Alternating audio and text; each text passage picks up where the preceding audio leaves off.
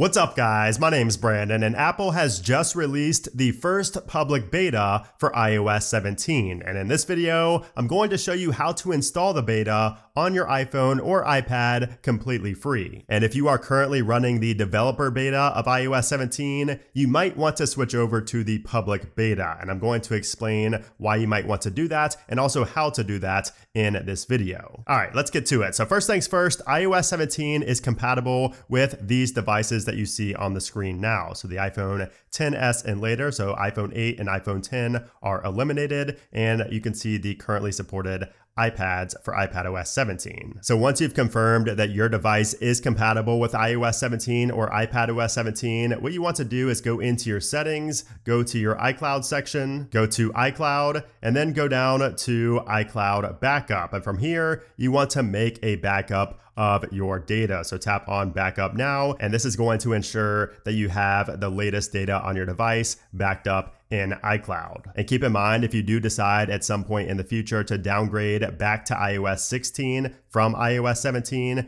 this is going to be the backup that you're going to have to recover from, since this is the last backup on iOS 16. All right, so once you've backed up your data, now you want to go into Safari and navigate to beta.apple.com. and tap go, and it will bring you to this page right here where you can see new public betas for iOS 17, iPadOS 17, macOS Sonoma, and all of the other beta software. Now we are focusing mostly on iOS and iPadOS 17, but the process is going to be the same if you want to install this public beta on any of your other devices. Now what you want to do from here is look for the blue sign up button, and if you do not have an Apple ID account, you want to sign up for one, but for most of you, you guys are already a member, so you want to tap on the blue sign in button right below that, and then you will sign in to your Apple ID. And once you sign in, you will see this page right here. And what you want to do is go down under iOS 17 and find the blue underlined link that says enroll your iOS device. Simply tap on that, and this is going to enroll you into the public beta program. And you will need a configuration profile if you're running iOS 16.3 or earlier, but what I would recommend is honestly just update to the latest version of iOS 16 and then proceed with this tutorial, because you're going to have a much easier time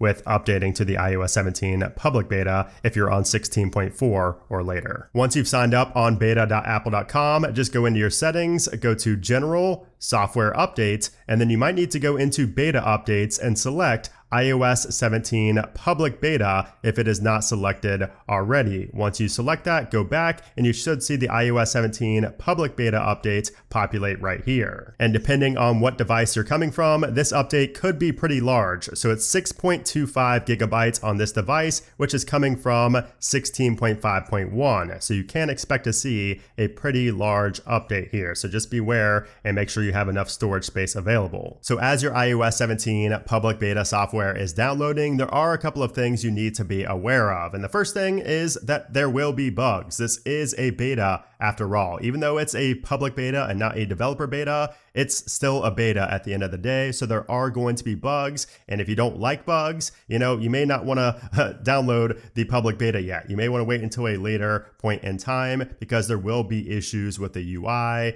just random crashes sometimes. Now, I will say that banking applications and applications in general run really well actually on iOS 17, which is unlike versions in the past. A lot of versions in the past had issues with banking, but there are no issues with that on iOS 17, which is a good sign, especially if you want to have this on your main device. Now, also keep in mind that the battery is not going to be great either. So if you are very dependent on your battery life, and if you're not always around a charger, you might have an issue with this first version of the public beta. But as time goes on, that battery life will improve, of course, as we get closer to the final release, which is in September. Now, something else you need to know about the public beta, and it's really your duty as a beta tester, is to report all of your bugs and all of your issues in the feedback application. So right once you install iOS 17 public beta, you will see this purple feedback application on your home screen. Do not ignore that. Don't take it off the home screen. You need to report bugs to Apple so that we can get these bugs sorted out and fixed.